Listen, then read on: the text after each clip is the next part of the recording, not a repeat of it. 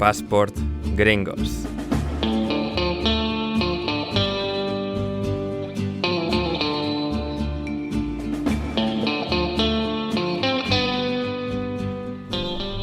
Bienvenidos a Passport Gringos, vuestro podcast favorito sobre deporte y cultura pop estadounidense. Hoy la balada de Ricky Bobby. Abrocharos los cinturones para dar vueltas al trióvalo más demencial de todo el automovilismo, Talladega, la meca de los megacircuitos. No es Indianápolis y no es Daytona, pero la inclinación, la peligrosidad, la audacia conceptual de este circuito supera a todos los demás. Uno de los grandes monumentos del motor americano y del calendario de la NASCAR. Hoy vamos a hablar del circuito y de la película a la que inspiró, Talladega Nights, una disparatada comedia satírica sobre la NASCAR protagonizada por Will Ferrell y que tiene su colofón en el supercircuito del estado de Alabama. Esto es Passport Gringos y junto a mí, Ander Iturralde, se encuentra mi compañero y copresentador de este programa. Le queréis, le adoráis, es David Mosquera. ¿Cómo estás, David? Hola, Ander, ¿cómo estás? Hoy no podemos terminar el episodio sin hacer el shake and bake. Así con la cámara de shake and bake. No podemos terminar el episodio sin hacerlo. De alguna manera lo tenemos que hacer. Sí, me parece bien. Shake and bake. Así con la... Claro, en este caso, o sea, tenemos que hacer para el lado opuesto a cómo salimos en... Claro. Claro, sí. Así. No, así. Claro, sí. O sea, a ver... Los que están escuchando esto y no lo están viendo, estamos haciendo gestos con la mano en alusión a una de las frases célebres de la película de Talladega Nights, que hoy nos Correcto. ocupa. Pasado de vueltas en español, o sea, en España y en Latinoamérica, en Hispanoamérica, loco por la velocidad. Sí, esas traducciones, pero en este caso se justifica porque yo creo que Noches de Talladega no tendría mucho sentido ni en España, ni en Argentina o en Latam, porque se estrenó mucho antes del lanzamiento de este podcast. Con este podcast tendría mucho más sentido el título, ya que vamos a explicar un poco de qué se trata. Correcto. Imagínate que hubiésemos estado en 2006 haciendo Passport Gringos. ¿Dónde estaríamos ahora? ¿Dónde estaríamos ahora? Efectivamente. Pero sí, vamos a hablar de la película, vamos a hablar del circuito, que obviamente es un circuito real, de la NASCAR, de lo que la película, digamos... de lo que la película hace una parodia, bastante buena, en parte es un pelín, o sea, absurda, pero divertida. Y sí, diseccionaremos todo eso en este nuevo divertido episodio de Passport Gringos. Pero también antes otras cosas, David, porque nunca es solo una cosa, tenemos demasiadas cosas y por eso hay que comentarlas todas. Por ejemplo, una de las noticias de la semana, sin duda, que es el anuncio de que se va a... bueno, ya se sabía que iba a haber un combate de boxeo entre Mike Tyson y Jake Paul, pero ahora se ha sabido ya de manera oficial que va a ser un combate oficial, no va a ser una exhibición, va a contar para los récords. Y bueno, habrá quizás ese extra de motivación, ya que es oficial, ya que no se puede decir que era una exhibición a la que no lo estaba intentando.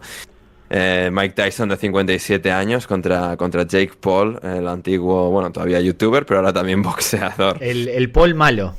El Paul malo. Con permiso de Rodrigo de Paul para los aficionados del Atlético de Madrid, que no lo quieren mucho, pero es el Paul malo. El Logan Paul en los últimos años dio vuelta a su imagen. Ahora tiene una imagen positiva. Revirtió todo eso que no gustaba de su etapa de youtuber. Logró hacer a la gente, o sea, empezó a hacer más cosas y logró que la gente se olvidase de su pequeña excursión por cierto bosque en Japón. Entre otras cosas.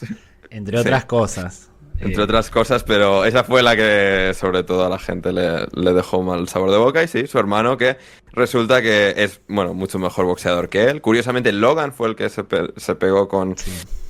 Floyd Mayweather, pero Jake Paul es el que ha tenido más trayectoria de boxeador. Fue totalmente decepcionante el combate entre Mayweather y Logan Paul, porque Mayweather estaba mucho más entero de lo que puede estar Tyson, salvando las distancias, el 20 de julio cuando peleen. yo no me pondría ni loco delante de Mike Tyson, ni siquiera cuando tenga 90 años, no me pondría ni loco. Pero la pelea de Mayweather-Logan Paul era un poco más seria en el papel, era un poco más seria porque Mayweather se había retirado, llevaba 1 o 2 años retirado. Estaba todavía óptimo como para pelear. Y fue una decepción porque claramente Mayweather jugó. No se lo tomó en serio. Exacto, y esa pelea, por ejemplo, sí que fue una exhibición. Totalmente. No llegó a ser oficial, pero o sea, no mala. Contaba para el récord. Claro, no, muy mala. O sea, horrible, mala. Pero que en este caso ni siquiera contó para el récord. El récord oficial de Mayweather terminó con el 50-0 sobre Conor McGregor en el 26 de agosto de 2017. Pero sí, en el estado de Texas van a celebrar este combate que ayuda a que tengas una comisión atlética un tanto cuestionable, que Texas tiene fama de ser la peor de todo el país. Sí. Así que Mike Tyson y Jake Paul se van a pegar a tope y de verdad. Sí, estábamos viendo antes de arrancar esto el récord de Tyson, 50 victorias, 6 derrotas a lo largo de su carrera como profesional. Una de las más recordadas, la del mordisco de Evander Holyfield, por cuestiones obvias. Acá Ander y yo tenemos un debate. Ander apuesta por la juventud de Jake Paul. Yo apuesto por, obviamente, Iron Mike, por Mike Tyson, al que últimamente estoy viendo entrenar. Se viralizan prácticamente todos los días algunos de sus entrenamientos y lo veo muy entero para la edad que tiene. De hecho, salió a decir que lleva, no sé si 3 meses o algo así, o 6 meses sin fumar marihuana, dedicándose de lleno al boxeo, y eso me da mucha confianza. Yo, si tengo que apostar, porque me entiendo que al no ser exhibición va a haber apuestas, yo apostaría por Mike, sin lugar a dudas. No, yo todo lo contrario. A mí ya me ha quemado. Yo ya me he quemado apostando en contra de Jake Paul demasiadas veces. No voy a volver a ver, contra el único boxeador de verdad que peleó, sí que perdió, que fue Tommy Fury. Creo que es sobrino de Tyson Fury. No, es sobrino, no, es medio hermano. Tommy Fury de Tyson Fury. Pero yo pensaba que, todos los combatientes, todos los luchadores de artes marciales mixtas a los que Jake Paul se ha enfrentado en un ring de boxeo, yo confiaba en que todos ellos, si bien no eran, entre comillas, boxeadores profesionales, sus trayectorias como luchadores y teniendo, digamos, una capacidad de boxeo, pues vale, no para pelear con los mejores boxeadores, obviamente, pero sí para ganar a alguien como Jake Paul. Yo pensaba que todos ellos le ganarían y les ganó a todos. O sea, Anderson Silva, por ejemplo, que es uno de los mejores. Hasta yo lo conozco. Hasta David lo conoce, a Anderson Silva. Ese es seguramente top 4 y el mejor de su peso de toda la historia de las artes marciales mixtas. Y Jake Paul le ganó en una decisión rácana de 8 rounds. Pero en boxeo, o sea, pelearon. Sí, en boxeo, ganándole a los puntos. Ahí hay reglas de boxeo. Ahí tiene ventaja. Jake Paul va a competir. Pero es que Jake Paul no es nadie, es que no es un boxeador. No debería tener ninguna clase de ventaja contra esta gente. Sí, bueno, por ese lado es cierto. Lo que pasa es que Tyson, estamos hablando de que Tyson es el Maradona, el Messi del boxeo. Pero tiene 57 años y cuando se celebró el combate 58 y lleva desde el 2005 sin tener un combate. O sea, está muy viejo. Yo confío en Mike Tyson. Esto va a suceder el 20 de julio. Yo ya le dije a Ander, tenemos que hacer un directo o algo con la pelea porque es una pelea para ver. Es una pelea claramente para ver. A las 6 de la mañana, que por lo menos será un domingo por la mañana, pero claro. 6 de la mañana en España y a la 1 para David y ahí estaremos viéndolo. Es un pay-per-view para ver. Hoy en día creo que en el boxeo, al menos en peso pesado, a mí no hay nada que me atraiga a ver y creo que esa por lo menos va a ser curiosa. Yo confío en un KO de Tyson. KO de Tyson, de Mike. Buah, es que, a ver, sería gracioso, o sea, sería muy gracioso. Y a ver, yo casi lo prefiero a que vuelva a ganar Jake Paul, pero con un récord de 9-1, entre los que también se incluyen además de Anderson Silva y Tyron Woodley y Ben Askren, que son todos campeones de artes marciales mixtas. También en su segunda pelea, Jake Paul se enfrentó a Nate Robinson, el antiguo base de los New York Knicks. Eso te iba a decir, cuando dijiste Nate Robinson, digo, pero El que machacaba de mi estatura, que machacaba ese. Correcto. Jake Paul. Le noqueó de manera salvaje, además, Jake Paul a Nate Robinson. Nate Robinson está muy mal para meterse en un ring sin experiencia. Sí, correcto. Siendo bastante mayor que Jake Paul y bastante más pequeño. Y sí, que esto va a ser, bueno, Jake Paul contra Mike Tyson, peso pesado el peso, que no sé si Jake Paul, me imagino que llegará pesando menos que Mike, pero bueno, habrá que verlo. Pero sí, o sea, es que es gracioso porque el combate contra Nate Robinson fue una velada que hicieron todavía en plena pandemia, el 28 de noviembre del 2020. Curioso. Y ahí estaban haciendo estos shows, tipo la velada de Ibai. Pero ¿cómo evolucionó este Jake Paul? Porque sí. No es lo mismo subirte con Nate Robinson, que hasta yo me le puedo llegar a plantar con un poco de entrenamiento, que subirte con Mike Tyson. Respeto total, claro, eso, ¿eh? Sí, ¿no? Y con Anderson Silva y ganarle y ganar 2 veces a Tyron Woodley, una a Ben Askren. Vale, perder con Tommy Fury, pero por decisión. O sea, fueron los 10 rounds, le ganó a Nate Diaz, que también todo el mundo pensaba que Nate Diaz es uno de los mejores boxeadores de la historia de las artes marciales mixtas, perdón, es decir, alguien al que se le daba particularmente bien lo que era el aspecto de boxeo, también le ganó. Y sus 2 últimos combates han sido contra boxeadores no famosos, o sea, son boxeadores como tal, claro, pero de muy poco recorrido, al igual que Jake Paul, que sigue teniendo muy poco recorrido como boxeador. ¿Qué edad tiene Jake Paul? Aproximadamente 27 años. Es joven para ser boxeador. Sí. Ahora, tú por querer prefieres que gane Mike Tyson, pero crees que va a ganar Jake Paul, entiendo. Yo creo que nadie en su sano juicio simpatiza por Jake Paul. Sí, o sea, a ver, entiendo la gracia y tal, y que tiene, que puede llegar a tener, pero o sea, no es carismático de forma positiva, si se quiere, entiendo. Sí, no, es un poco repelente, sí. Y a ver, Mike Tyson, lejos de ser un santo, a ver, sería gracioso que Mike Tyson volviese con 58 años a pelear y le ganase a este. O sea, ya solo por los jajas. Queda dicho que va a ganar Mike Tyson. Queda dicho. Después recuperaré este trozo, este corte. Voy a recuperar este corte. Gana Mike Tyson. Yo ya he avisado que Jake Paul, por decisión. Knockout en el cuarto. Bueno, más cosas. El fin de semana que pasó se realizó el draft de la NFL y acá yo le fui mandando algún mensaje a Ander porque yo lo vi desde afuera. Hasta David se enteró del draft de la NFL. Sí, yo lo vi desde afuera, veía algún tweet, veía algo en la televisión, no le presté la atención que le presta a mucha gente y hubo varias cosas curiosas. Lo primero es que yo te voy a preguntar a ti, experto, que acude siempre al Capologist para hablar de este tipo de cosas. Bueno, o sea, experto más o menos. Bueno. O sea, fui el día que... O sea... Y esto para la gente, se lo explico muy rápido a la gente.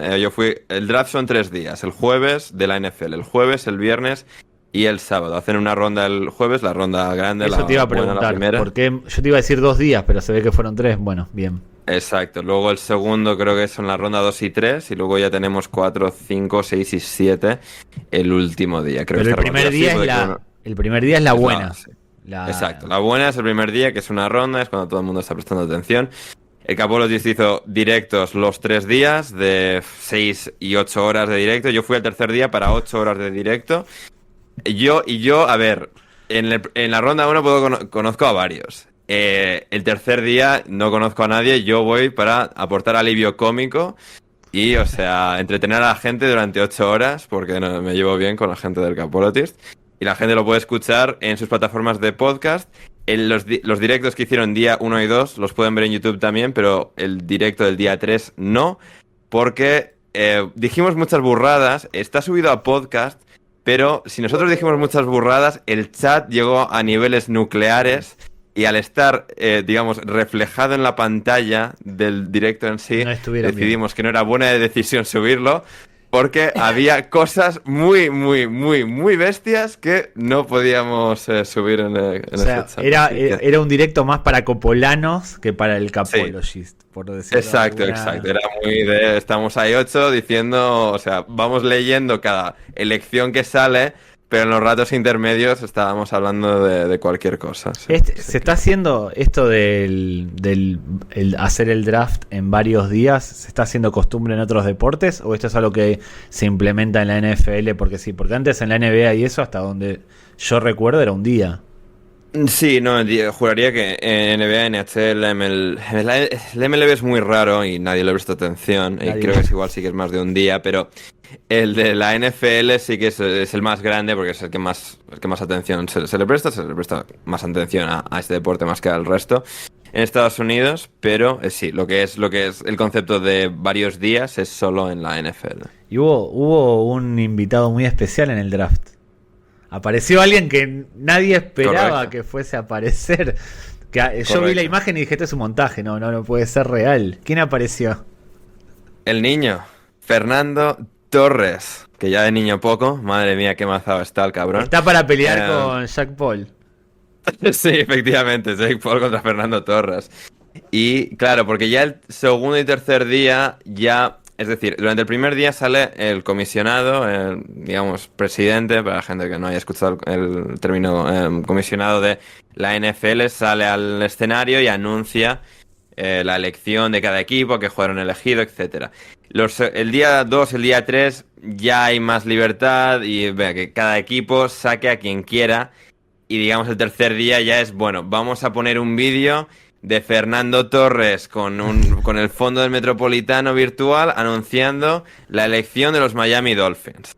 Pero por la cara, no tiene sentido lógico. No es que hay un jugador español o... No. O sea, a ver, y digamos, el lazo que sospechamos es que, bueno, se anunció que van a jugar en 2025 un partido en Madrid. Y ahí, pues, un poco en esa lucha Bernabéu, Metropolitano y tal, y de que, bueno, igual el primer año es el Bernabéu, pero igual también habrá una posibilidad que se juegue en el Metropolitano, como en Londres se ha jugado en Wembley y también en el campo del Tottenham. Así que ahí está un poco ese lazo por ahí. Sí, también se va a la Liga Española hablando de todo un poco. Esta semana salió que se iban a jugar un par de partidos en la temporada 25, oficiales. 26. Sí. Qué sé yo, lo que quieren inventar. Bueno, que hagan lo que quieran. Que venga la NFL acá, que vaya la Liga Española allá, que la final de la Libertadores se juegue en Madrid y la perdamos otra vez. Basta de deslocalizar el deporte. Malditos. Flashback de guerra. No quiero ver a los Giants perdiendo en Madrid contra los Mets. ¿Existen? Sí, en béisbol los San Francisco Giants y los New York Mets existen, sí. Bueno. Va a haber un partido en Londres, puede que haya un futuro en España. Ahí está. Pero bueno, lo que no se puede deslocalizar, porque no hay manera, son los autódromos. Las pistas de carreras no se pueden deslocalizar. O son en el país en el que están construidas o en ningún otro lado. Así que Talladega... Exacto. Que es el Talladega Speedway. No se puede correr en Ávila, Talladega, o sea. Exactamente, no se puede. Lo podrán imitar, pero no lo van a poder realizar nunca. Es la magia del automovilismo. Así es, que tiene sus circuitos icónicos repartidos por todo el mundo. Y en este caso, uno de los circuitos más icónicos del automovilismo americano, que está, bueno, digamos, creo que técnicamente se podría, pero bueno, está ceñido a que corran circuitos automóviles no, entre comillas, descapotados, no de volante abierto, que se suele decir. Y por eso en Talladega no corre la IndyCar, no corre la Fórmula 1, pero sí corre la NASCAR, en lo que es uno de los circuitos más demenciales que vas a encontrar en todo el mundo. Sí. Es un circuito como ningún otro, que es, bueno, como Daytona, sí, eso es cierto, pero más exagerado todavía, porque existía Daytona y Bill France... El Bill France Sr., el fundador de la NASCAR en su momento, dijo: quiero algo todavía más extremo que Daytona, así que vamos a construir algo todavía más extremo, y que en este caso pues es un trióvalo, lo de Talladega, que tiene sus curvas tienen un peralte de más de 32 grados de inclinación, superando a Daytona, que es, bueno, digamos lo que lo hace especial, la enormidad, lo ancho que es, y la inclinación que hay de los coches en las curvas y, digamos, el efecto centrifugado que se alcanza tanto en Talladega como en Daytona. Sí, como las pistas de ciclismo de claro. Indoor, no sé cómo se llama la disciplina exactamente.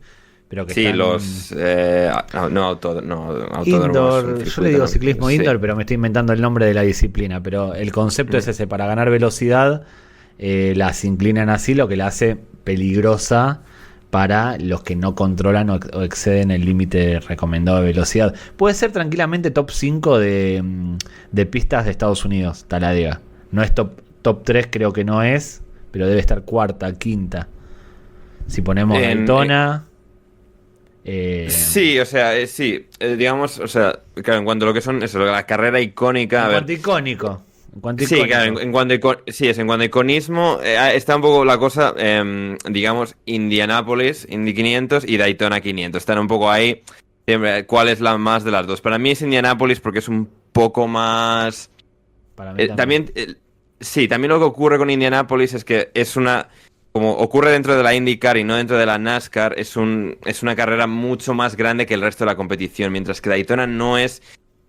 o sea, sí es la carrera más grande e importante, pero no tanto más que... o sea, no de la misma manera que lo es la Indy 500, así que por eso para mí Indy 500 es número 1. Daytona tiene un mejor videojuego que cualquiera de los de Indy. Eso sí, a nivel videojuego, Daytona, no hay eso sí, eso sí. Claro, en mi cabeza es más de... Digamos, porque la temporada de la IndyCar, o sea, gravita mucho en torno a su gran carrera, siendo una competición un tanto menos popular que la NASCAR. Mientras que la NASCAR, teniendo más popularidad y también un calendario un poco más largo, Daytona no destaca tanto como la Indy en NASCAR, como la Indy 500 en Indy, por eso para mí es Indy 500. Daytona 500. Y luego sí, en cuanto a iconismo, Talladega tiene que estar ya ahí. Sí, tienes Charlotte, tienes Martinsville, Bristol, tienes... carreras específicas que tienen mucha historia, pero en cuanto a lo que es un evento gigantesco de esas proporciones, Talladega es... Top 3 la metemos. Sí, yo creo que Talladega... Sí, yo creo que eso se puede hacer de nuevo. Pueden venir puristas, podemos decir, no, el circuito urbano en Long Beach de IndyCar, lo sé, lo entiendo, pero digamos en cuanto a enormidad del evento... Talladega puede ser top 3. A mí me llama ahora vamos a hablar de la película, pero a mí me llamó la atención. La película la vi 20 veces, la volví a ver ayer o antes de ayer. Sí, yo también la he visto 20 veces, pero hacía un montón de años que no la he visto. Claro, y volviéndola a ver para este episodio... Y le vas agarrando referencias nuevas. Me pasa mucho con las películas de Will Ferrell y con las películas americanas, que le voy agarrando referencias de cosas que fui viendo. O veo un cameo que antes no había visto y demás. Claro. Pero hay una parte en la que el comentarista, el narrador de la carrera... dice 200.000 personas. Y yo dije, ¿qué va a haber 200.000 personas? Psicópata. Y cuando estuve viendo lo de Talladega para el episodio, vi que tiene 175.000 butacas. O sea, caben 175.000 personas en el ¿cómo se dice? En el autódromo. Me parece una locura. Sí. 175.000 personas es un montón. Y si uno se pone a pensar que es un circuito cerrado y que no tiene gradas por toda la circunferencia, no, por toda la pista, me hace más espectacular el dato todavía. ¿Cómo meten 175.000 personas ahí? Claro, sí, no sé exactamente cómo lo cuentan, o sea, porque sí es mínimo, o sea, tienen butacas para 80.000 seguro, y luego es lo que puede haber más alrededor, lo que puedan añadir, y luego toda la gente que puede haber... Y las caravanas que puede haber también en lo que es el centro, lo que es el interior de la pista, que se puede acceder, obviamente, porque ahí es donde están los boxes y todo, pero es absolutamente enorme, o sea, es como un campo de golf, varios que caben ahí, porque, digamos, o sea, no es solo enorme y, o sea, la inclinación que tienen las curvas es que son más de 4 kilómetros de pista. Eso, es que es algo enorme y claro, pues eso es uno de esos una de esas grandes joyas de la NASCAR en cuanto a eso, a toda la gente que puedes meter en las gradas por lo enorme que es, y luego toda la gente en caravanas y demás que pueden estar en lo que es el evento en sí, y con eso llegar hasta 175.000. A mí me parece una locura. Ese dato me volvió loco, y además, por lo que veo tanto en la película de Ricky Bobby como en la de Días de Trueno de Tom Cruise y demás, es todo un evento la NASCAR para los norteamericanos. Están enfermos con eso en el sentido de que siguen las carreras, acampan o hacen eso de las caravanas en los circuitos. Es casi como un estilo de vida.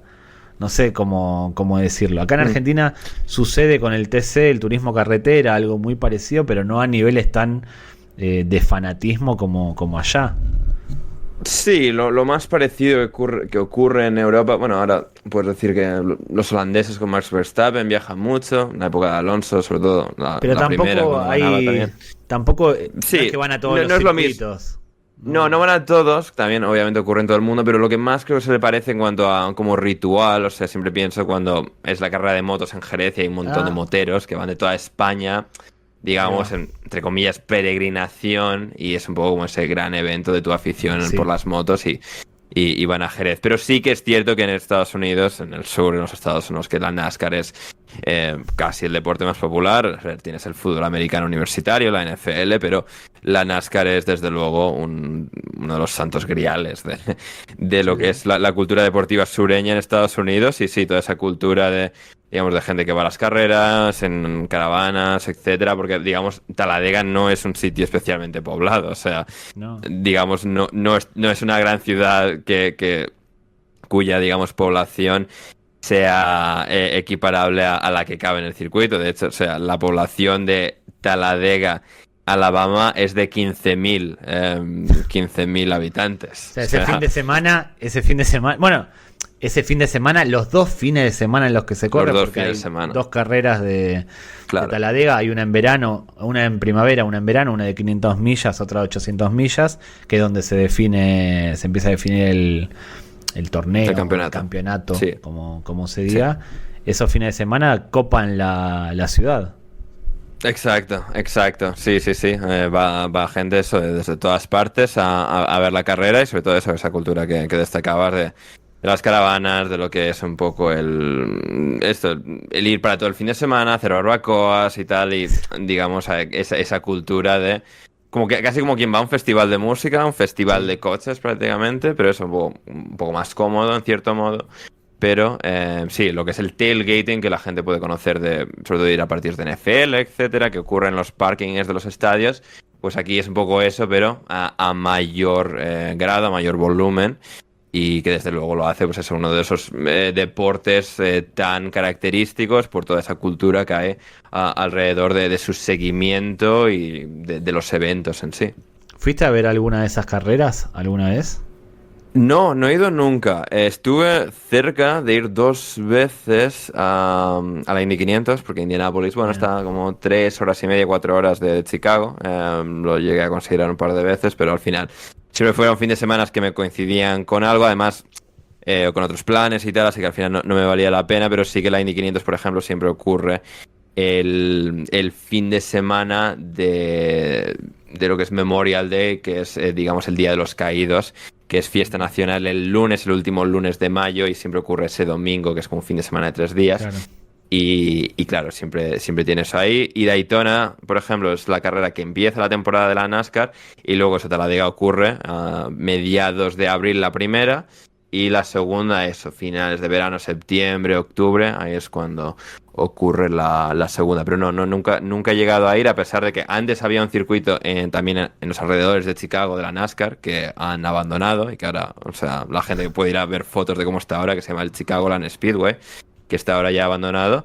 Y luego sí, alguna posibilidad de ir a Wisconsin, que había otro circuito de IndyCar en ese caso. Pero ahora NASCAR, y veré si algún día si lo mantienen la tradición y me llega a coincidir allí en algún año. El año pasado inauguraron hacer una carrera urbana de NASCAR en las calles de Chicago.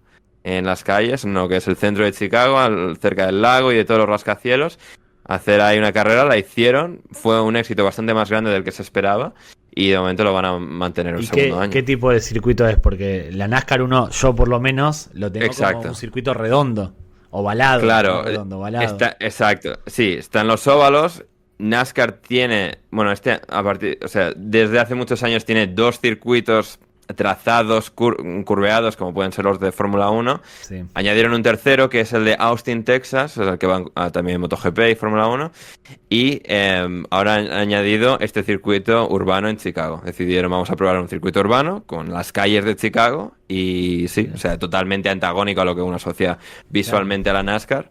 Pero sí, como el Mónaco, como Singapur, todas estas que hace la Fórmula 1, pues Valencia. NASCAR, pero en Chicago. Valencia. Valencia. Era una cosa un poco rara porque estaba ahí un poco entre la nueva construcción y tal. No iba mucho por las calles, pero sí, era un circuito urbano. Dios lo tenga en su gloria ese circuito, y a toda la gente que lo hizo posible. Pero sí, es circuito urbano y eso. Nunca he llegado a ir, en resumen, pero sí que es algo que tengo pendiente. Sí, yo también lo pregunto porque en Talladega son 4 kilómetros. No me imagino estar viendo 2 horas, 3 horas autos dar vueltas y vueltas y vueltas a un óvalo. O sea, nunca vi una carrera de autos, de coches, en persona. Y no sé si disfrutaría de ver pasar constantemente coches a velocidad por el mismo lugar. En la televisión lo encuentro atractivo porque vas viendo los adelantamientos, vas viendo todo lo que sucede en la carrera, pero en persona es algo que no le encuentro el gusto. Es como ir a ver a despegar aviones. Visto uno, ya está, viste todos. No hay mucho más. Sí, por eso. Sí, yo también eso, querría probar la experiencia en óvalo, como de incómodo es, el ruido, etcétera y tal. Pero bueno, también es algo a tener en cuenta, ¿no? Pero sí que los óvalos, a diferencia de muchos circuitos, y esto, bueno, la gente que más sigue la Fórmula 1 obviamente lo sabe, hay circuitos, digamos, mejor o peor construidos para, digamos, el espectáculo. Hay algunos circuitos que, pues, casan muy bien con el estilo de la Fórmula 1, sobre todo la Fórmula 1 actual, otros que no, y digamos el óvalo lo que tiene en general, la igual es un poco distinto, es enorme y tal, y bueno, igual la visibilidad no es tan buena, pero digamos puedes ver constantemente todos los coches, o prácticamente todos los coches, mientras que en un circuito trazado rutero de Fórmula 1, digamos estás en una curva y tal, y es, digamos, tu posibilidad de ver cosas, de ver adelantamientos, de ver espectáculos es todavía menor. Sí que así como mucho pureta de la Fórmula 1 dirá que los óvalos son para paletos americanos, sí que yo creo que como espectáculo creo que al poder concentrarlo en un radio más pequeño, sí que mantienen algo más de atractivo, de bueno, al menos estar viendo todos los coches todo el rato. Es que si te pones a pensar, y voy a hablar desde la ignorancia de no haber pisado nunca un... A la gente que le gusta esto se va a enfadar en comentarios, por favor, comentar. Imagínate cualquier circuito de, no digo Mónaco, pero el circuito de Montmeló, por poner un ejemplo. Tienes tu ubicación en la línea de llegada, en la recta de llegada y de salida. Sí. Estás 2 horas ahí y lo único que ves es pasar coches, porque puede haber algún adelantamiento, un photo finish, o en la recta pasar un rezagado, no sé, vas a ver algún adelantamiento, pero más allá de la emoción de ver pasar a tipos a 400, 300 kilómetros por hora a todo lo que da, no ves carrera en sí, no ves adelantamientos, y es lo que tú dices, en un óvalo y en una competencia como NASCAR hay adelantamientos constantemente. Sí, exacto. Adelantas, te pasan, adelantas, te pasas. Es como mucho más dinámico y ahí puedo entender que sea más entretenido. Sobre todo si ves toda la pista, aunque sea con prismático. Sí. En Mónaco no ves nada. O sea, en Mónaco estás en una curva. En Mónaco has ido al casino. No pasa a ningún lado. Correcto, y que tampoco pasa prácticamente nada en Mónaco. Claro. La emoción es quién sale primero en la clasificación. O sea, vamos a ver. A Mónaco vas al casino y a intentar juntarte ahí con la burguesía y ver un poco la... O sea, más de la burguesía, pero bueno, juntarte ahí con la élite, con la depravación igual divertida que puedas llegar a encontrar y poco más. O sea.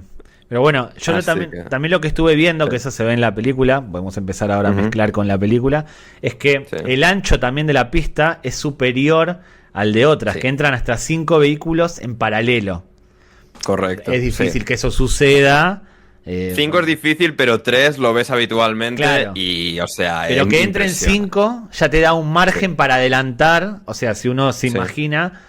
Vas cabeza a cabeza, puedes adelantar por muchos lados. Y hay parte de la película, la gracia está en el shake and bake, de cuando el de adelante no te deja pasar y demás, que hay una jugada y una catapulta para adelantar.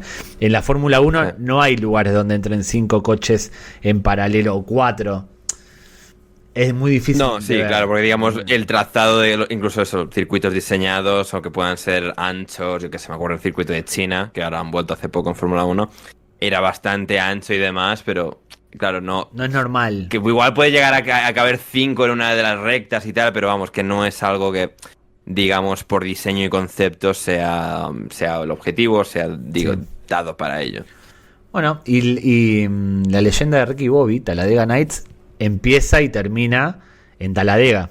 en épocas, no en la misma temporada, pero empieza con Ricky Bobby conduciendo por primera vez un coche de la NASCAR en Talladega. Sí. Él era mecánico, el piloto decide abandonar la carrera para ir a comerse un sándwich, una hamburguesa. Will Ferrell, Ricky Bobby se sube, le va muy bien, y a partir de ahí se convierte en un piloto destacado. Y termina, el momento cumbre de la película también se da en Talladega. De ahí a que se llame Talladega Nights. No tiene otro. Correcto.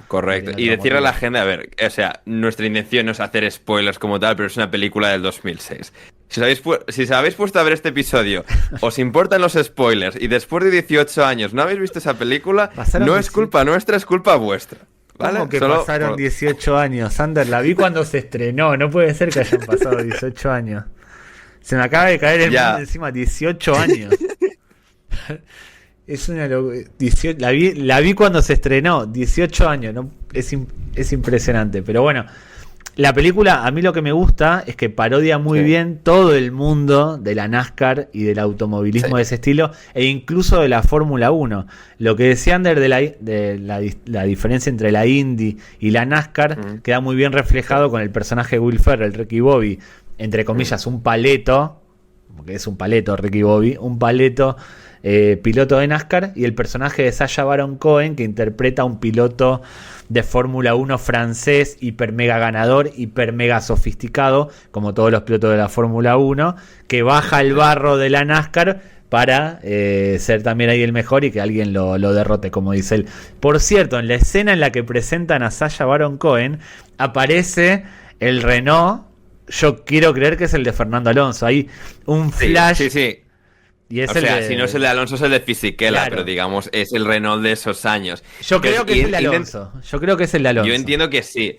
Y claro, lo que no sé, la película está dando a entender que él estaba corriendo con Renault o está corriendo con el coche justo delante del Renault, que no he podido identificar. Yo creo que el delante.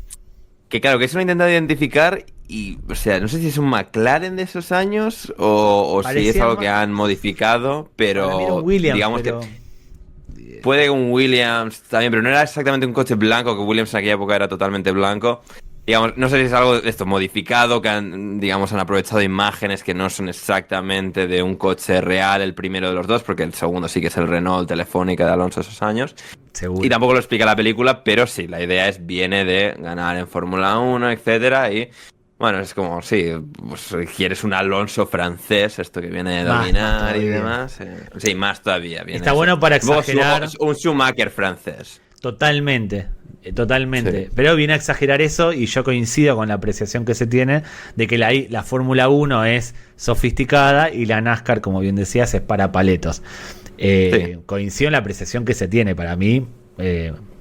me da absolutamente igual que una sea de paletos, otra de sofisticado, no creo. En eso sí es cierto que el público y los pilotos de la NASCAR son un poco más lanzados, más brutos, si se quiere, más valientes, corajudos, no sé cómo decirlo. Claro, es que además... Choque. También, sí. Pero también al final, esto en ambas competiciones vuelve a los orígenes de cada uno. La NASCAR empieza, los orígenes de la NASCAR se trazan a...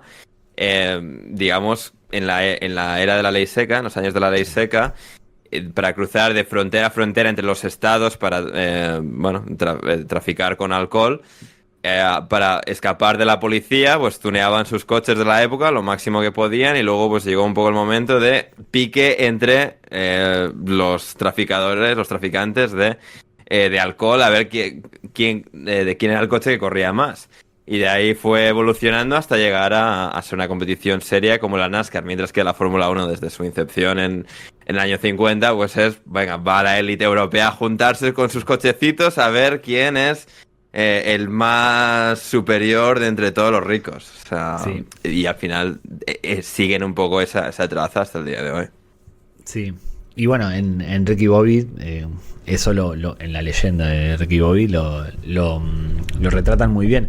Una de las cosas que más me llama la atención, me explicarás, no, es como divertido el juego con los patrocinadores, que constantemente están metiendo patrocinadores en los vehículos, o hay vehículos que se quedan sin patrocinador y abandonan de una forma mucho más brutal de la que se ve en la Fórmula 1 en las motos. Es algo como muy amateur en otro tipo de competencias de vehículo. Sí, exacto. Sí, la forma en la que están estipulados los contratos de patrocinio sí son un poco más volátiles que en Fórmula 1, donde tienes un equipo y tus patrocinadores, pero digamos eso, que es más el equipo en sí, no tanto el patrocinador de la misma manera quien sostiene al equipo de manera directa. En Fórmula 1 lo que ocurre, sobre todo en los últimos años, es sobre todo los equipos menos poderosos que a veces, pues, a cambio de tener más patrocinadores, que han ido entrando patrocinadores con los años, bueno, también lo ha habido siempre, pero bueno, ahora cada vez más en Fórmula 1. En Fórmula 1 existe sobre todo el concepto de los pilotos que vienen de familias adineradas que pagan por correr, que digamos tener a un piloto en el equipo le da dinero al equipo. Claro. Bueno, eres suficientemente bueno y vienes con dinero, te aceptamos, aunque haya alguien mejor que tú que no tenga el mismo dinero para dar. Y eso es algo que obviamente se le acusa mucho a la Fórmula 1 de pecar en exceso de eso. Mientras que sí, en NASCAR, sí, muchos de los pilotos puedes decir que vienen de familias no pobres. O sea, al final, para formarte una carrera de automovilismo tienes que tener ciertos recursos para hacerte bueno y entrenar y llegar a ese nivel. Bueno, digamos, es algo que requiere de muchísima infraestructura. Ricky Bobby no lo tenía, Tom Cruise en Días de Trueno tampoco lo tenía. Se hicieron de claro, abajo. Es que lo de Ricky Bobby es bestial volviendo a ver la película, porque claro, lo piensas, digamos, incluso los pilotos humildes al menos han encontrado la manera de conseguir suficiente dinero para, pues esto, convertirse en campeones de karting o en Estados Unidos, de carreras en circuitos de barro, etcétera.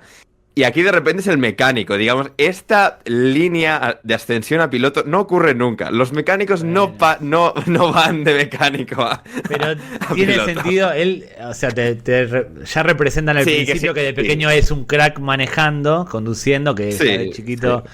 Pero bueno, lo de los patrocinadores te decía porque pasa también en Días de Trueno y en otras películas, y que no es que se conoce al vehículo como el McLaren, Mercedes, no sé cuánto, sino que eres el piloto y tu coche tiene 57.500 publicidades. Es como un equipo del fútbol de ascenso de Argentina con 800 publicidades.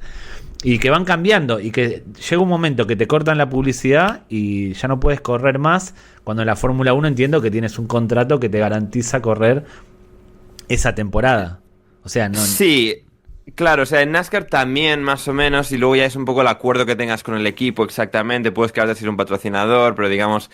El equipo puede, o sea, si te aprecia lo suficiente, te va a mantener. Es decir, ahí ya mucho depende de lo bueno que sea. Si quebrase la empresa del piloto que va al líder de la clasificación y tiene que hacer algún cambio, lo que sea, o encuentras otro patrocinador, etcétera, no es tanto como en la película de te vas así porque sí. Pero sí que lo que dices es cierto, que sí que hay equipos, o sea, como hay McLaren en Fórmula 1, Ferrari y tal, sí que tienes equipos en NASCAR, pero luego cada coche normalmente tiene su patrocinador individual. O sea, están bajo la misma casa, pero cada uno compite por, digamos, los intereses de su propio patrocinador. Así que hay algunos, me acuerdo cuando entró Red Bull unos años en NASCAR, que sí que puso 2 coches Red Bull, por ejemplo, y viene la carrera de Talladega. ¿Cómo le fue a Red Bull en la NASCAR? Llegó a ganar una carrera, no sé si más. Sé que ganó una carrera Casey Kane en NASCAR con Red Bull, pero no fue tan exitoso como hubiesen querido. Llegaban con, digamos, expectativas mucho más altas y no terminaron de ser un éxito. Llegaron un poco de la mano de Toyota, que Toyota como proveedor de motores llegó a NASCAR y tal, como ¿qué es este proveedor japonés? O sea, en la gran competición americana de motores americanos. Vamos a ver, entró Red Bull ahí y tal. Toyota acabó teniendo mucho éxito, Red Bull como tal no tanto, pero bueno, tuvo ahí un poco sus años, alguna victoria consiguió, no lo hicieron del todo mal. Y sí, pero digamos, me acuerdo de los 2 coches Red Bull y es hace un par de semanas cuando fue la carrera, la primera de las 2 de Talladega de este año.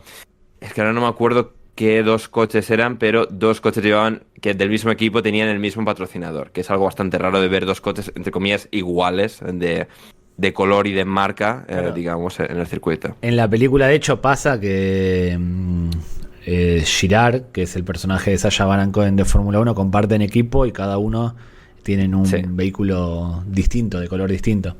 Exacto. O sea, Jean Girard, Sacha Baron Cohen, viene con... Es que además me encantan los patrocinios. Que la película también en parte es una gran parodia, no solo de la NASCAR, sino puedes decir del consumismo exagerado que puede reflejar la NASCAR con las 1000 marcas, etcétera y tal. A mí me causa gracia, pero creo que también puede ser esto una especie de burla de eso, que creo que lo es.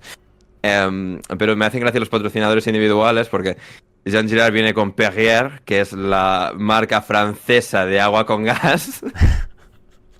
Y luego, pues, Ricky Bobby, ya cuando es piloto establecido, tiene Wonder Bread, que para que la gente entienda es el pan Bimbo en Estados Unidos, o sea, el equivalente a la marca más grande, la marca del pan de molde, que es Wonder Bread. Y luego Calnon Jr., que es el compañero de Ricky Bobby, tiene el patrocinador de Old Spice, de los champús, jabones. El actor. ¿Cómo?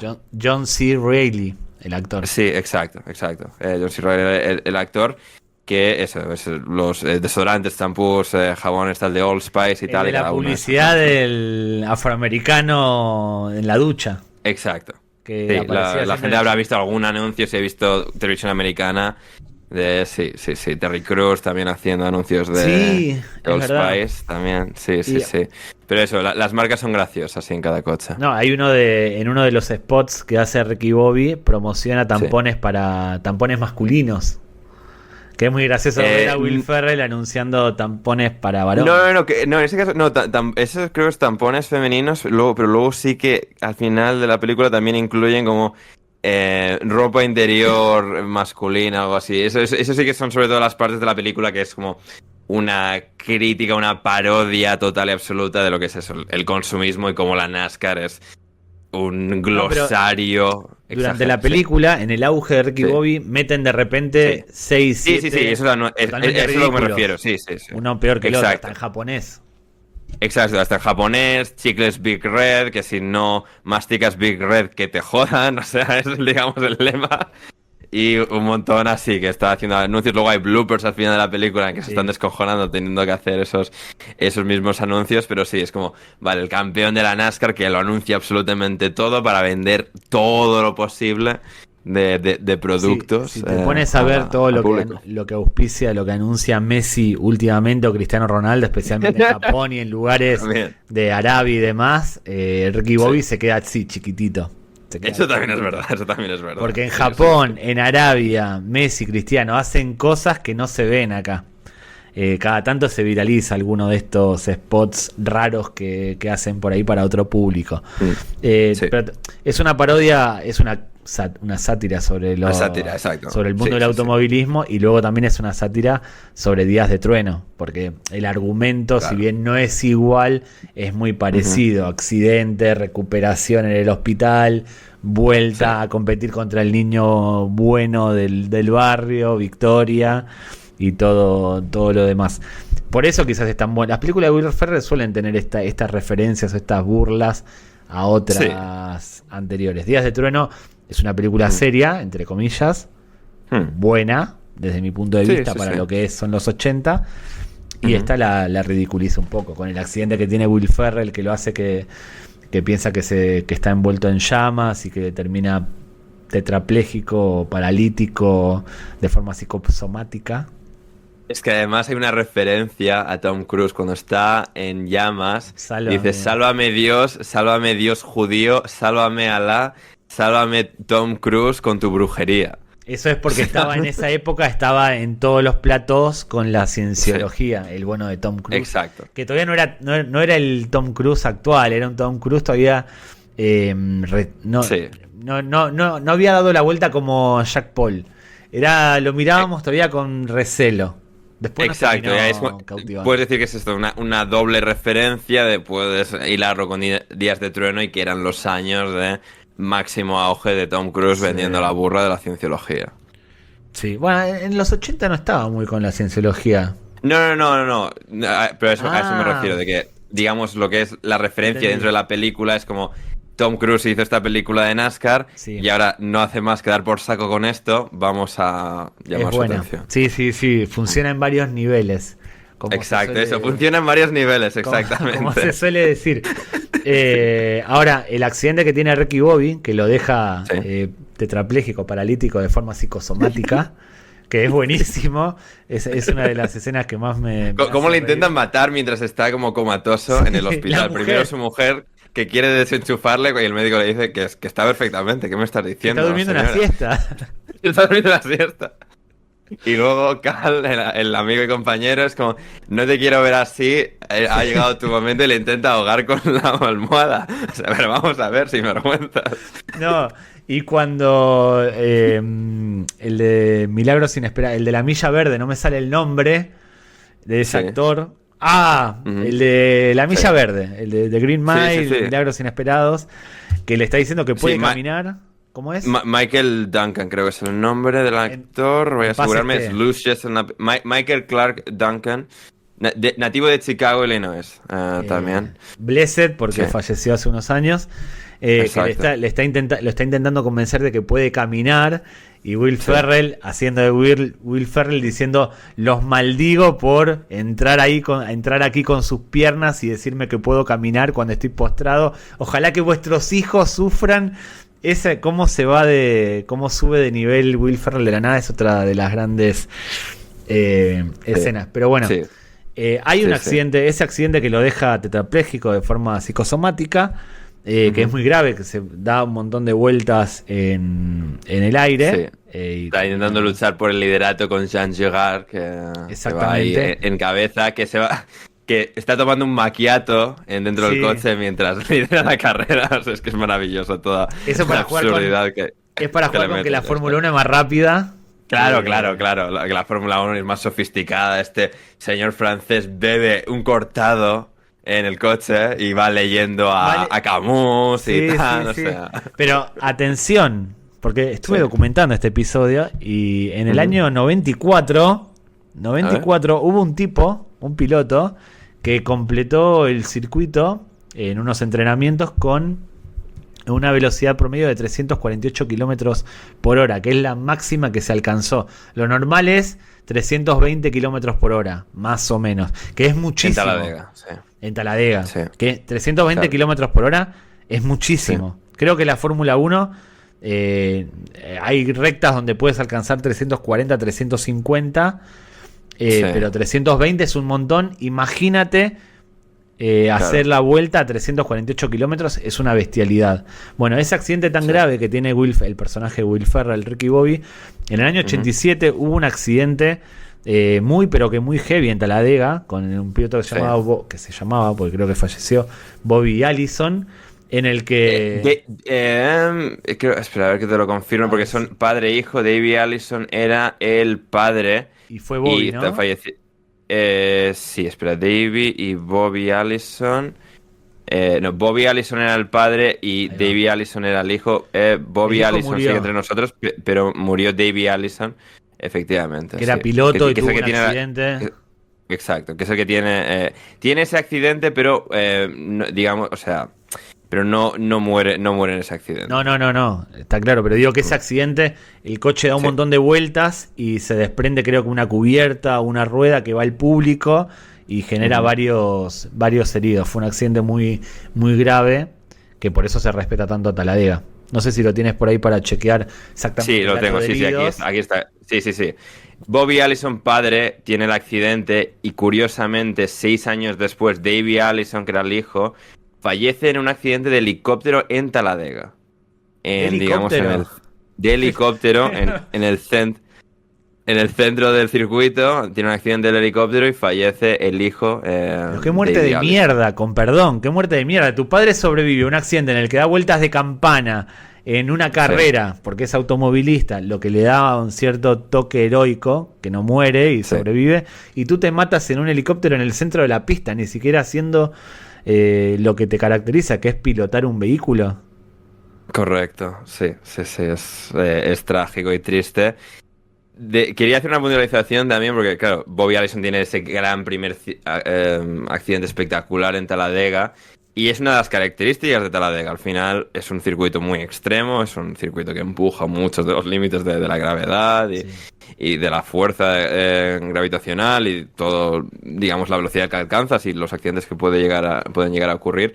sí que el accidente que deja tetrapléjico de manera psicosomática a Will Ferrell, a Ricky Bobby, ocurre también no en Talladega en este caso, pero ocurre en otro de los grandes circuitos, otra de las grandes carreras de NASCAR, que es la Charlotte 600, que también entre el mundo del automovilismo tiene cierto prestigio porque ocurre el mismo día que ocurre la Indy 500. Es decir, ese último domingo de mayo es, digamos, el gran domingo anual del automovilismo mundial, ocurriendo Mónaco por la mañana, al mediodía en Europa. Luego, horas más tarde, ocurre la Indy 500 en Indianápolis. Digamos, o sea, desde la perspectiva americana, Mónaco ocurre a primera hora del día, al mediodía ocurre Indianápolis y por la noche ocurre la Charlotte 600. Ha habido intentos, o sea, una idea de si hubiese un avión lo suficientemente rápido, correr las 3 carreras. Pero sí que se ha hecho, eso es más difícil porque hay que cruzar todo el océano, pero sí que ha habido pilotos que han corrido la Indy 500 y la Charlotte 600 en un mismo día. Lo hablamos en el episodio dedicado a Fernando Alonso. Cierto, es verdad, sí. Sí, es una pena que no se pueda hacer porque realmente estaría bien eso de que un piloto corra las 3. Exacto. Un día que pongan igual ya es como igual demasiado peligroso correr todo. Bueno, que Mónaco no es de una exigencia. Claro, descansas y Mónaco en términos, o sea... Es más relajado que comparado con las otras. En términos relativos no es correr 500 millas a la velocidad de Indianápolis ni 600 en Charlotte. Bueno, pero... si te pones a pensar, en la Fórmula 1 tienes viernes entrenamientos libres, sábado clasificación, domingo carrera. Lo juntas y te libran de la clasificación, te libran de los entrenamientos libres. Claro, porque es el reto añadido, sí. Porque claro, en NASCAR y eso también hay clasificación. Sí, la hay. De hecho, o sea, los pilotos que la han hecho, las 2 carreras, corren... Bueno, claro, es verdad, aquí está la ventaja. La Indy 500 suele hacer la clasificación el fin de semana antes. En vez del día antes...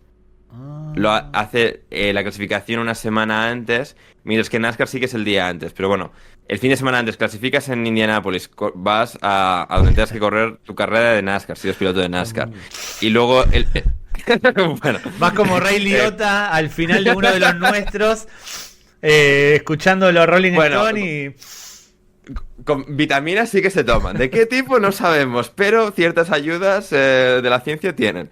Luego es o sea, luego te vas a correr la clasificación de NASCAR, vuelves a Indianapolis a correr la carrera, vuelves a NASCAR y corres en Charlotte la carrera. ¿Y todo para qué? ¿Todo para qué? Para morir en el centro de la pista en un accidente de helicóptero. Haces todo eso, terminan las 3 carreras, cuando te estás levantando para irte por fin a tu casa a descansar, se te cae el helicóptero. Sí. Correcto, sí. Y es algo así muy triste el pobre Davey Allison, que era el hijo de Bobby Allison, que tenían títulos de campeón. Estoy viendo si Davey Allison fue campeón de el título. No llegó a ser campeón de NASCAR.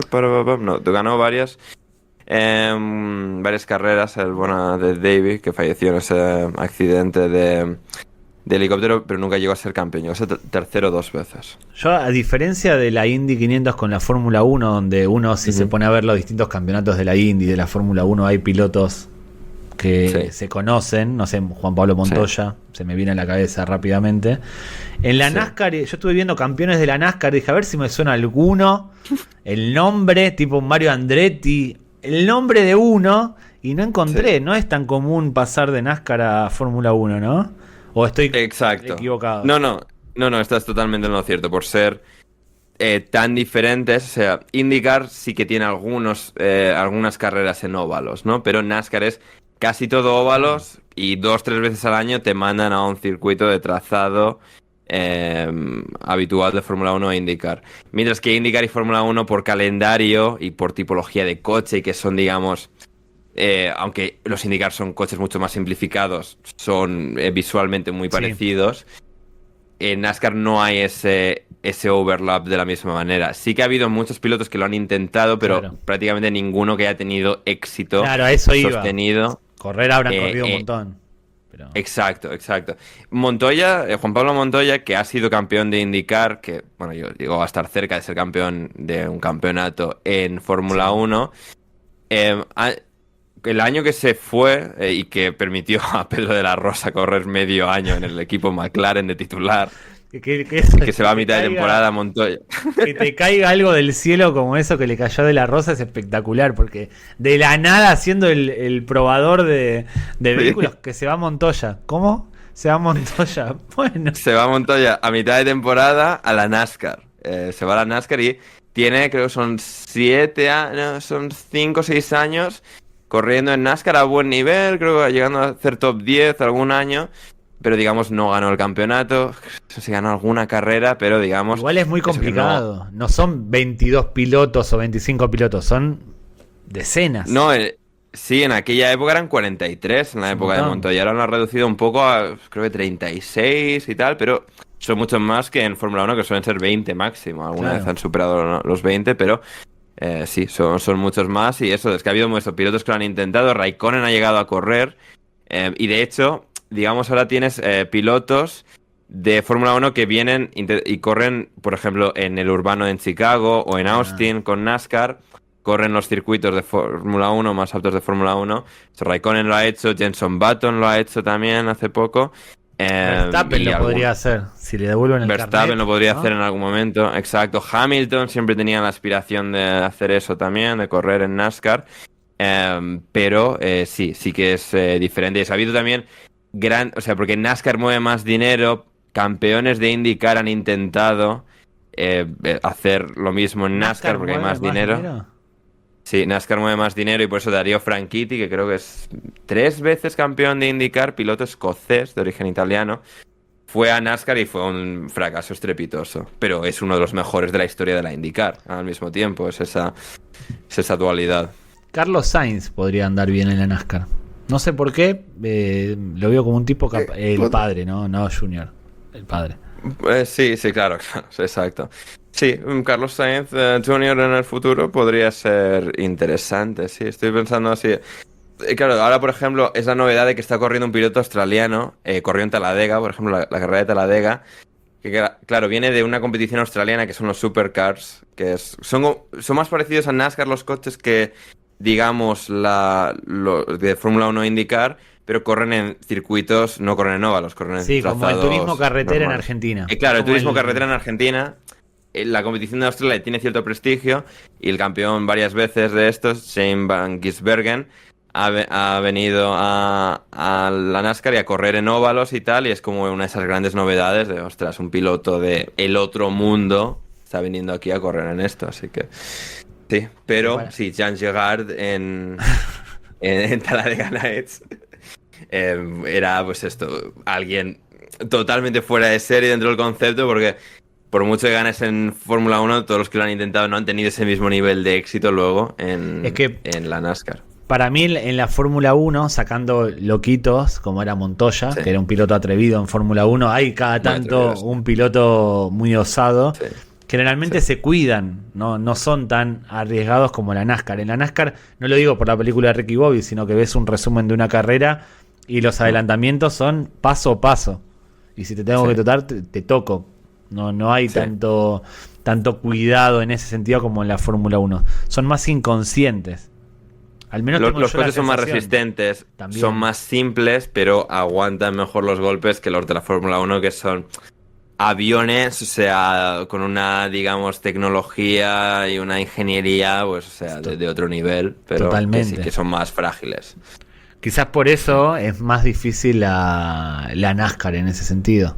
Además, hay que ver, vamos a teorizar, porque para eso estamos acá. A mí me das un coche, un utilitario, en un circuito... no sé, en Montmeló otra vez, y yo te lo manejo, no me da respeto, o sea, lo puedo poner a la altura de mis posibilidades, a la velocidad en la que yo lo pueda controlar, quizás 100, quizás 150, lo que sea, no importa.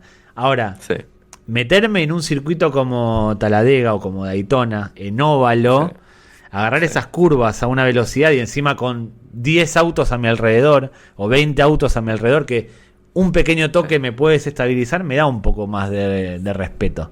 Sí, no, completamente, que es eso, lo mencionábamos antes, sí, es una de esas características de Daytona y sobre todo Talladega, ese efecto centrifugado que ocurre, que van 3 líneas paralelas a la que hay un pequeño toque en Talladega.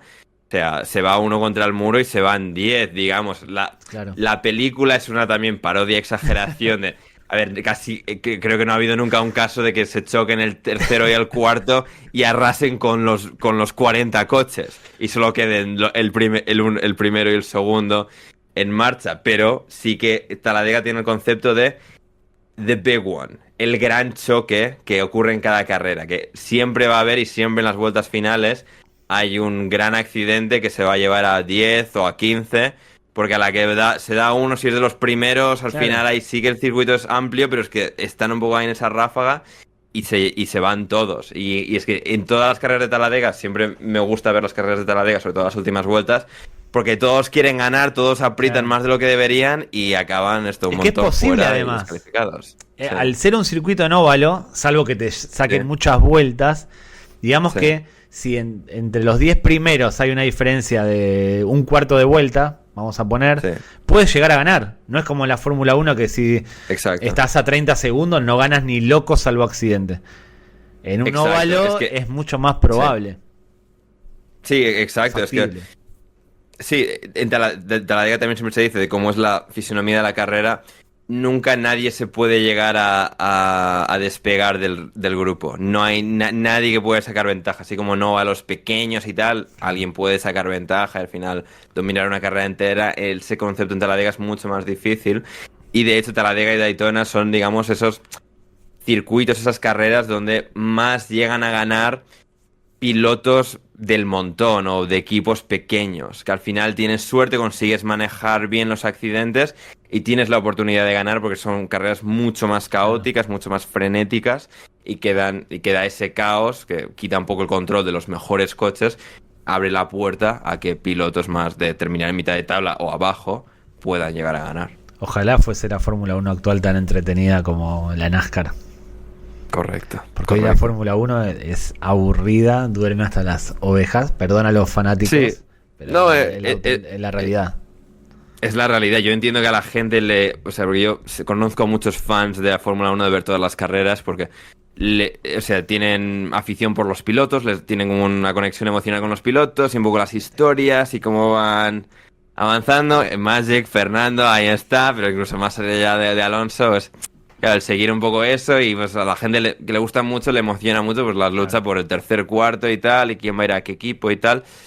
Y en ese aspecto la Fórmula 1, la afición a la Fórmula 1 es muy como la afición al wrestling, o sea, te emocionas por tu luchador favorito y aunque esté todo predeterminado, más o menos, digamos a la gente le interesa un poco la historia detrás, mientras que NASCAR, puedes decir que esto es más rudimentario y tal, pero sí que da pie a un espectáculo mucho mayor. La Fórmula 1 lo que tiene es que un año de cada 10 es muy emocionante porque un equipo se ha podido acercar al otro y tal, y digamos el año 2010 que llegan 5 pilotos con posibilidades a ganar en la última carrera, el año que Alonso se quedó atascado detrás de Petrov, el ruso. Digamos, hay un año cada tanto en Fórmula 1 que sí que es muy bueno, pero luego tienes 8 de, como mucho habrá 2 que lleguen a estar compitiendo por el título y el resto del tiempo es dominio de quien ha, digamos, descifrado el libro de reglas, como lo hizo Mercedes con Hamilton, ahora Red Bull con Verstappen y ya está, y no hay más. Es que es más, es la élite de la tecnología y el automovilismo. NASCAR quizás, obviamente invierten millones en tecnología, es como más parejo porque no hay tampoco mucho margen para sacar esa ventaja que se saca en la Fórmula 1 con un, no sé, con el, ¿cómo se llama esto? El DRS o lo que sea. No me sale el nombre ahora, no importa. Sí, el DRS es que un botón que levanta el alerón para ganar un poco de velocidad en las rectas y demás. Pero es una industria, la Fórmula 1 es una industria, es una exageración del automovilismo. Es una cosa que me llamó la atención de Talladega, que es las chicas que se levantan la camiseta y muestran los senos, que se viralizaron varios videos durante el fin de semana de Talladega. Dije, ¿qué es? Los Sprint Breakers coinciden con Taladega o qué? Porque vi varios videos de chicas. ¿Ah, sí? Sí. Bueno, o sea, a mí eso no me llegó ninguno, no sabía si era alguna referencia a la película. Sí, lo vi. Bueno, la película de hecho lo muestra. No, hombre, claro, es que es uno de los componentes claves de la película. No te pasé ese video, pero lo vi en Twitter, no lo vi en ninguna página. Aunque Twitter ahora va a tener... que sí, que no, ya imagino que no... Xvideos va a estar en Twitter, porque van a hacer una plataforma de video Xvideos. No lo vi, no lo vi en la Xvideos. Que sí, sí, a mí no me llegó de tal, pero mira, no me sorprende del todo que sea así. Sí, a ver, pues ocurre en abril, tal, sí, puede llegar a haber coincidencia ahí de tal. Spring Breakers. Las chicas, tal, pero digamos... ¿Cómo es las chicas? Pues, Gone Wild, ¿cómo es? ¿No? ¿Qué? No, sigue. No, Girls Gone Wild, no conozco, sí. Está en comentario, Sí. Pero eso, a ver, sí, no es una parte tan explícita del espectáculo como lo es en la película. Pero bueno, sí, o sea, chicas así muy echadas para adelante, vamos a decir. Bueno, sí, puede llegar a ver, sí, al final empieza a hacer calorcito en abril, tal, mucho alcohol, muchas cosas. Alabama, sí, o sea, sí, gente con sus costumbres y bueno. ¿Cuánto cuesta una entrada para la carrera de Taladega o para la NASCAR? Por curiosidad, ¿lo tienes a ojo? No te digo exactamente el precio. Así a ojo, es difícil, porque claro, cambia mucho de... $100. Sí, mira, te lo voy a mirar ahora por no decir cualquier cosa que no estoy adivinando, no tengo ni la Sí. Mira, sí, fluctúa mucho, pero de media, una entrada para Taladega, para el circuito, sentado y demás, $104. Mientras que la más baja, por ejemplo, puede llegar a ser $60. Supongamos una media de $80.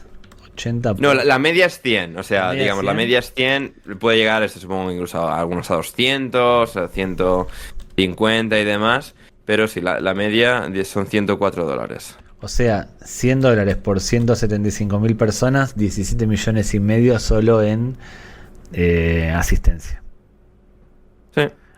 Florentino sí. Pérez. A ver, hoy en día creo que Taladega no se suele llenar siempre, pero... Bueno, Florentino pero debería traerla al Bernabéu. Hacer un óvalo ahí en el Bernabéu, en ese estadio tan bonito que tiene el Real Madrid ahora. Que lo hagan en el techo, techo. Más vertiginoso y se pueden ver de abajo los autos. Es un nuevo concepto. La NASCAR en el Santiago Bernabéu. Ojo, cuidado, Ahí si hay un accidente, salen volando te caes al suelo. Chamartín. Desde 20 pisos, madre mía. Pero... habría que verlo. Sí. Habría que verlo, efectivamente. Pero sí, no, Taladega y tal es... Sí, sitio divertido, Daytona y tal. Hay una cultura muy interesante, de nuevo. Taladega y tal, efectivamente. Que también esto, en la cultura de NASCAR también puede ser en cierto modo un tanto problemática, que bueno, con el tiempo pues va avanzando, va evolucionando y el público va regenerándose, pero bueno, también pues puedes ver caravanas que creo que ahora ya las han prohibido y demás. Sí. Pero, pero algo que se veía hasta hace poco era las banderas confederadas del sur en Estados Unidos, que, digamos, son tanto problemáticas por razones obvias de, bueno, era un poco la bandera de los propietarios de esclavos en el sur, en la guerra civil de Estados Unidos. Pero bueno, ahí como se diría en el... Claro, nostálgicos, que siempre te dirán que no es por racismo y tal, que es como la bandera del sur, digamos. La gente, para que lo entienda, pues, a ver, no es obviamente lo mismo, pero bueno, así como Andalucía puede ser muy diferente al resto de España en algunas cosas, hay otro acento y demás. En los estados sureños en Estados Unidos ocurre un poco eso mismo. Y bueno, pues sí, tienen ahí la bandera y tal, como para, digamos, lo que es la identidad de la NASCAR, que sí que es, digamos, ante todas las cosas, un deporte arraigado en el sur, digamos. Sí. Todos los equipos, así como la Fórmula 1 tiene todos sus equipos, menos Ferrari y algún otro en Inglaterra, todos los equipos de NASCAR están en Carolina del Norte, en el mismo estado, el estado más afluente de todos los del sur. Y están ahí, hay un montón de circuitos, Charlotte está ahí, todos los pilotos viven ahí, digamos, es el centro neurálgico de la competición. Sí. Iba a decir un poco lo del sur en Estados Unidos, se puede comparar con lo de Italia, con el Napoli y el También. norte. Sí, exacto. Sin bandera en Italia. Sí, sin tanta bandera y sí, digamos como una región de sur, claro, digamos, independentista, que puede llegar a haber en Estados Unidos un poquito.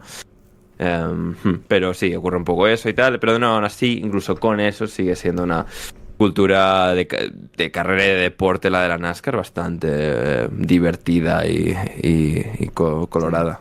Buenos videojuegos.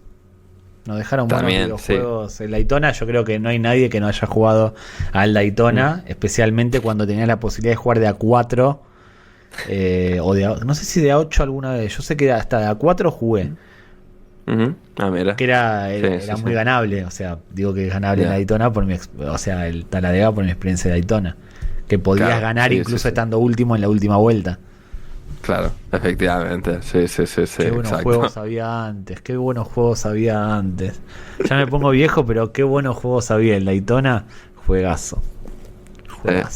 Hay una recreativa del Daytona que puedes meter en casa como el Pac-Man.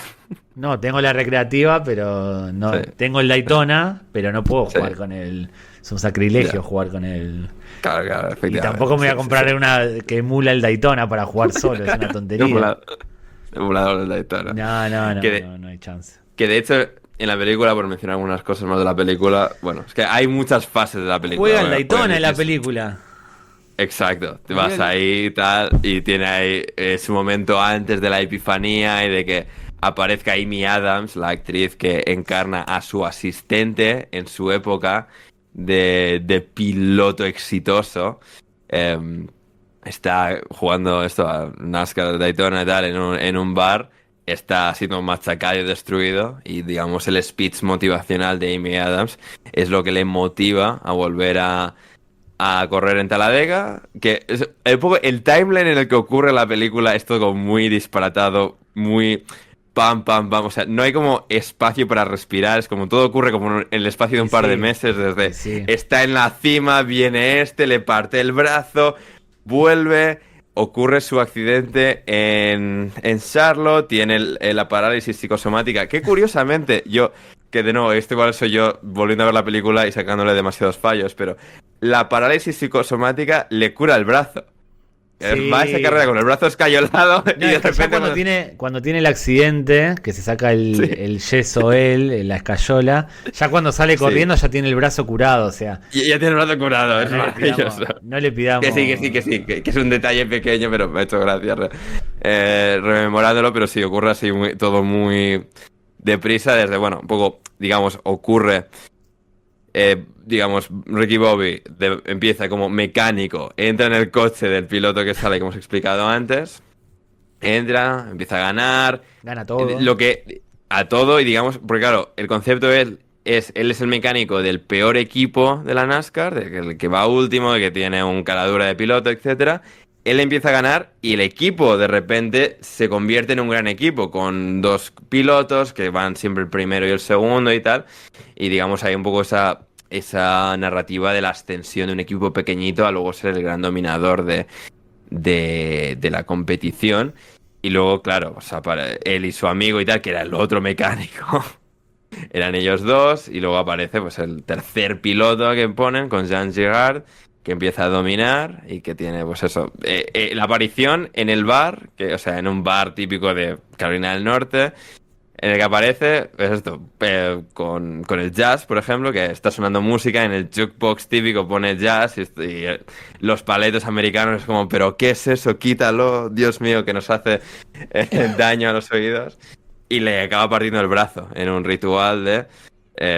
muy absurdo, que es una de las escenas más graciosas de la película, el diálogo y demás, porque pone a Ricky Bobby contra la mesa de billar y le amenaza con romperle el brazo a no ser que reconozca o que diga que los crepes son fantásticos. Que es algo que él no puede hacer porque esto es América, la tierra de la libertad. Y Franchute, no te vamos a dar el gusto. Y ahí le parte el brazo y tal. Juegan con el componente de piloto ultra ganador de la NASCAR, súper arrogante, súper engreído.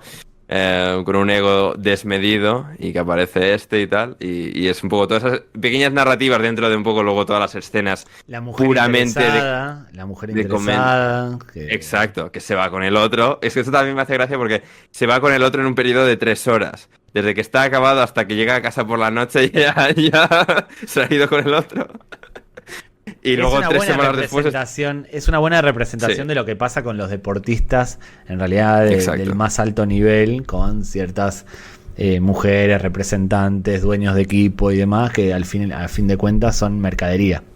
Ellos. Exacto, y ella es, digamos, la parodia de la típica mujer de piloto de NASCAR, que es rubia, alta, guapa, tal, o sea, es como la recreación. Que había sido fan. Exacto, que había sido fan, todo eso, que eso creo que ocurrió, por ejemplo, mira, creo que campeón de 2014, Kevin Harvick, creo que acabó casado con una mujer rubia, alta, muy guapa, que creo que empezó como... No de la misma manera que en la película, pero creo que era como fan y tal, y se acabaron promotoras. Conociendo, en Argentina está la figura de la promotora, de las que se ponen al lado de los pilotos. Claro. También, exacto. Y también una escena muy graciosa del principio de la película, cuando Ricky Bobby todavía está en la cima, que es esto, un guiño, porque también la película se hace con obviamente el beneplácito, consenso de NASCAR, de permitirles hacer la película, de usar todos los derechos de imagen, etcétera. En una de las escenas primeras, cuando Ricky Bobby ya está ganando, aparece Dale Earnhardt Jr., que es uno de los pilotos más populares de la historia de la NASCAR, el más querido. Yo creo que todavía Dale Earnhardt Jr. es más querido que cualquiera de los que siguen corriendo. O sea, era el más popular con mucha diferencia, siendo hijo de su padre, que es su padre Dale Earnhardt Jr., o sea, Dale Earnhardt es, digamos, el primero o el segundo, por decir, el segundo piloto más exitoso de la historia de la NASCAR, que era su padre, que falleció en Daytona 500, en la Daytona 500. Dale Earnhardt Jr. era Jordi Cruyff, o sea, ganó muchas carreras, fue un piloto de éxito, pero llegó a un nivel de popularidad él, siendo un muy buen chico, sureño y tal, que le caía bien a todo el mundo, llegó a ser prácticamente tan popular como su padre, seguramente no tanto, pero digamos, era alguien muy, muy querido. Y en ese sentido hay una escena al principio de la película en la que, un poco con la parodia de Ricky Bobby es tan bueno que Dale Earnhardt Jr., cuando está firmando autógrafos Ricky, aparece de entre todos los fans para pedirle un autógrafo. Y Ricky le pregunta que para quién lo quieres y dice, no, para mí, que te adoro. Y cuando es un rival suyo en la pista, o sea, es como esa exageración a la enésima potencia. Es una película que tienen que ver, si no la vieron, véanla, van a pasar una hora y media. Es muy graciosa. Un buen rato, es una película para pasar el rato, no esperen que les vuele la cabeza ni que no, pero es una Padrino, pero vale la pena verla. Exacto, pero es una comedia satírica muy graciosa. Sí, versión original, véanla.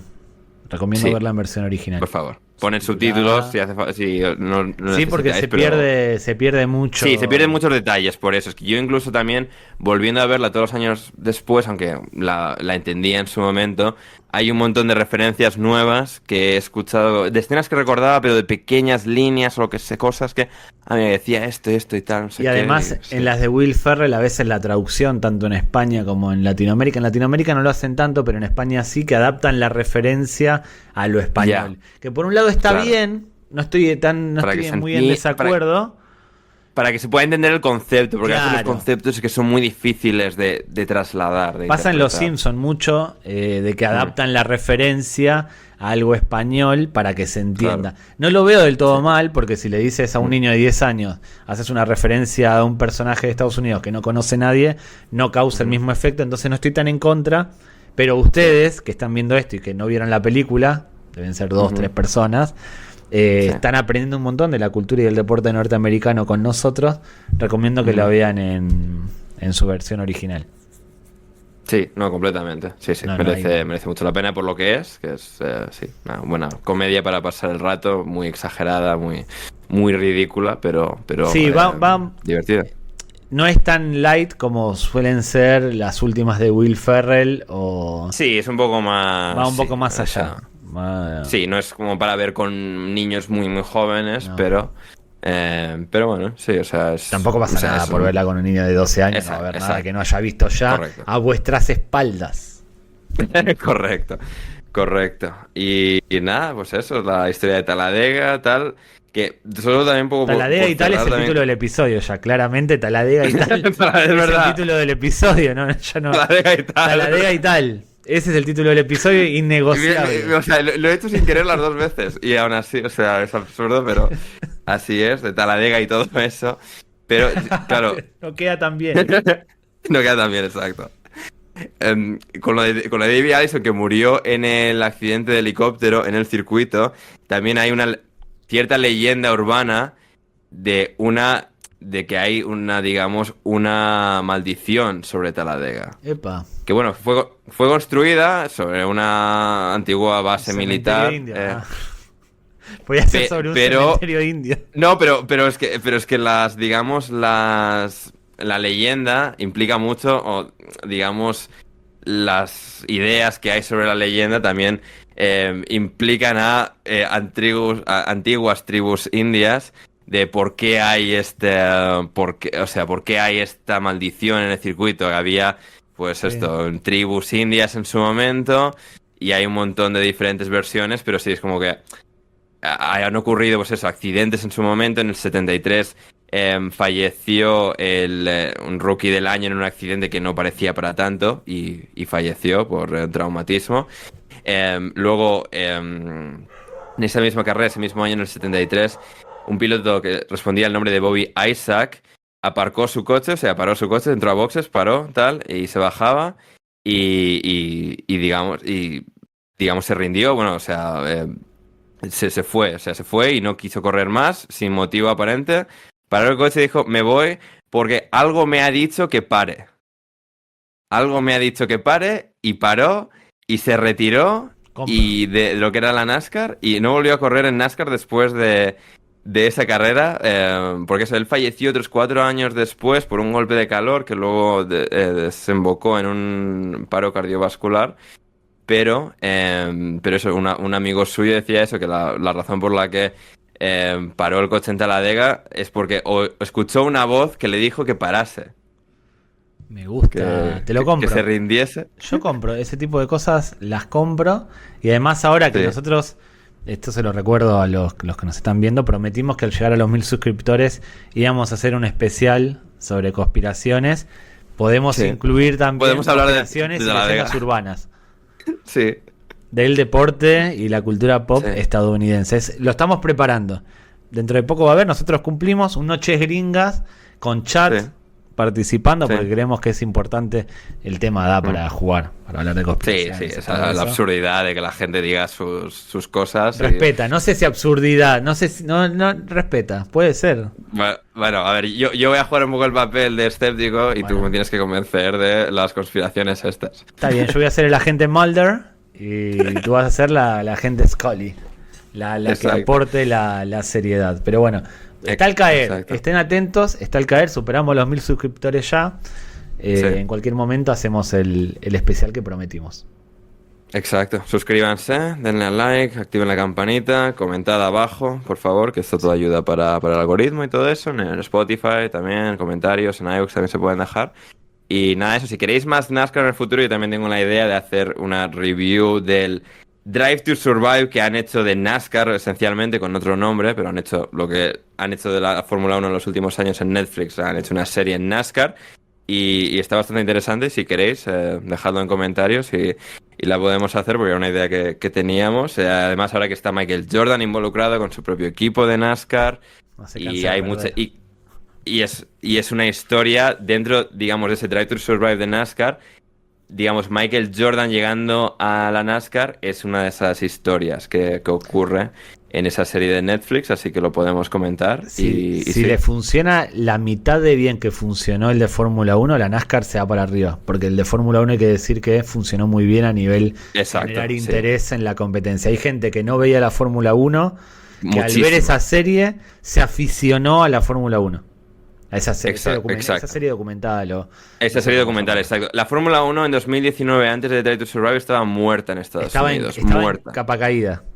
En capa caída a nivel mundial, pero en Estados Unidos, o sea, estaban pensando en vamos a quitar a Austin del calendario porque es que ya no iba ni gente. Y eso fue un repunte increíble, así que veremos si funciona, pero sí, esa historia, porque Michael Jordan ha abierto un equipo con uno de los pilotos en activo que corre para otro equipo. Y este piloto en otro equipo tiene a medias el equipo con Jordan y corre él y el equipo. Pero él no es parte del equipo, pero sí que es copropietario. O sea, una de estas...